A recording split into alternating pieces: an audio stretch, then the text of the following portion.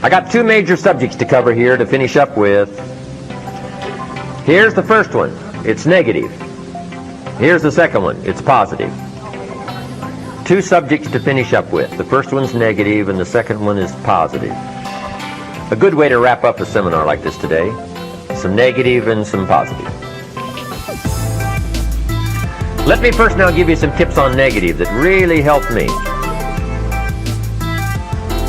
So valuable for me. I think you'll appreciate these. Here's number one. Negative is normal. Boy, that was helpful for me. No, it wasn't weird to be negative. Negative is normal.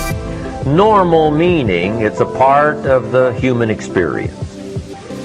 And it's a part of all of our experience. All of us have this same experience, the negative side of life. So negative is normal. Now, negative is not successful, right, but it is normal, meaning it's a part of the life experience. Here's number two. Negative is not to be ignored.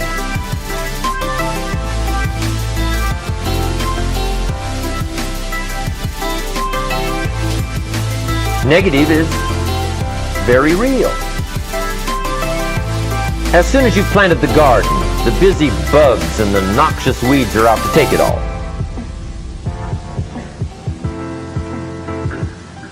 We have two things going for us in our human experience. Here's one, opportunity, and here's number two, the threat to the opportunity. So we deal with both of these twin scenarios in life, opportunity and the threat.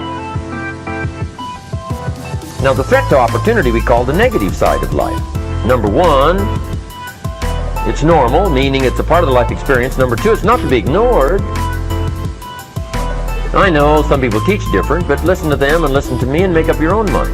I know some people teach, just turn your head real quick and say, there's no weeds, there's no weeds, there's no weeds. Hey, they'll take your garden. Okay? So you can't play silly mind games. You say, well then how can you have a good garden? Well, you got to kill weeds. So here's number three. Negative is to be mastered or conquered. That's part of the life experience. Now this twin scenario of the life experience is unique. Negative, positive. In fact, we could probably get into quite a philosophical discussion if we wanted to. Would there be positive without negative? Here's the best I've been able to come up with. It doesn't seem like it. That's about the best I can come up with.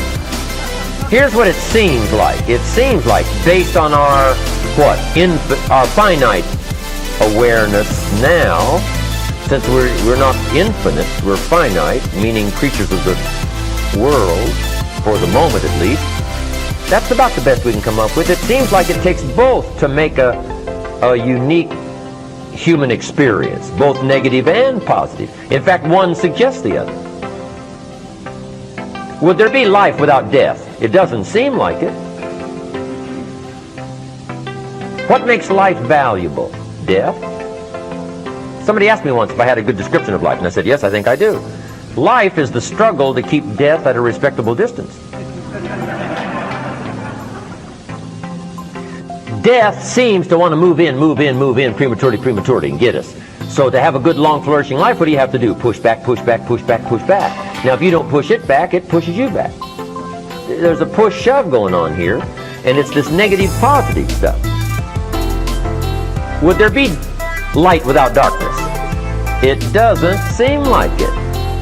One suggests the other. Would there be success without failure? Well, I don't think so. You wouldn't call it success. You'd have to call it something else. It's the twin scenario that makes life interesting, fascinating, wondrous in its possibility, but also dangerous in part of the content. So this is the best I've been able to come up with. Negative is normal. It's not to be ignored, but it is to be conquered and mastered. But it is part of the experience. Don't deny yourself the opportunity to drink from both cups, negative, positive. That's the life experience. And hey, you wouldn't have it any other way. What if you went to listen to a symphony orchestra one evening and the symphony orchestra only played little happy high notes all evening? Just little happy high notes all evening, little happy high notes. How much of that could you take? A whole evening of little happy high notes? No, that doesn't represent life. Don't you want to hear the crash of the cymbals? The music that'll scare you to death? Describing the tragedy as well as the triumph? And the answer is yes, that's part of the life experience. Somebody says, well, I've been taught to be all positive. Well, you'll be some kind of freako then. We'll ship you off to la positive land. Right? That's not a life experience.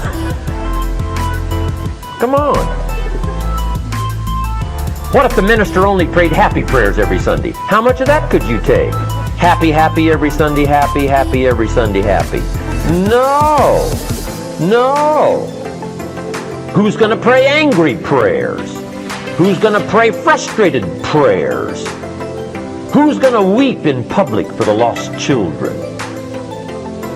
Come on. Negative and positive. In fact, in one sweep of one sentence, ancient script says it best. There's a time to laugh. Of course. And once you've learned to laugh, just keep on laughing. No. There's a time what? To cry. And you've got to be so sophisticated and well-educated that you don't laugh when it's time to cry. Come on. Another writer said, rejoice with those that rejoice. But that's not the end of it. It also says what? Weep. Weep with those that weep. You don't laugh when somebody's weeping. You what? See if you can't find and think of something to cry about when somebody's crying. You gotta drink from both cups. Negative is part of the life experience. In fact, I teach kids that you gotta think negative when it's positive.